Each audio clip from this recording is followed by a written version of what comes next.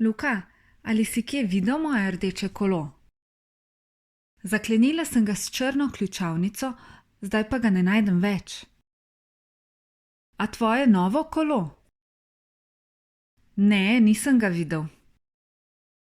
Je pa prej zraven rdečega avtomobila stal fant z zeleno majico in gledal sem. Če misliš, da so ti kolo ukradli, greva lahko do varnostnikov. Dobra ideja, morda se kaj vidi na kamerah. Pridevnike v slovenščini sklanjamo. Spreminjamo jim končnico glede na spol, sklon in število samostalnika, ki ga pridevnik opisuje. Zato rečemo rdeč avtomobil, saj je avtomobil moškega spola, ampak rdeča majica, ker je majica ženskega spola. In rdeče kolo, ker je kolo srednjega spola. V preglednici so zapisane sklanjatve pridevnika rdeč.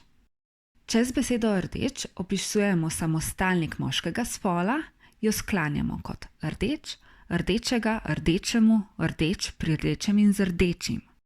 Če opisujemo samostalnik ženskega spola, bomo rekli rdeča, na primer rdeča majica, ni rdeče majice, oblečem rdečo majico. Če pa opisujemo samostalnik srednjega spola, pa uporabljamo končnice iz zadnjega stolpca preglednice.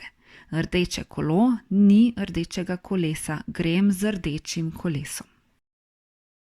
Dopolni s pridevnikom rdeč.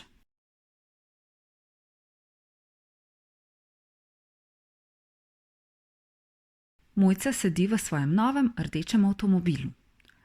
V avtomobilu je rdeča torbica in na njenih ključih je rdeč obesek. V avtomobilu ni rdečega kolesa. Na tak način se sklanjajo tudi ostali pridevniki v slovenščini. Dopolni s pridevnikom velik.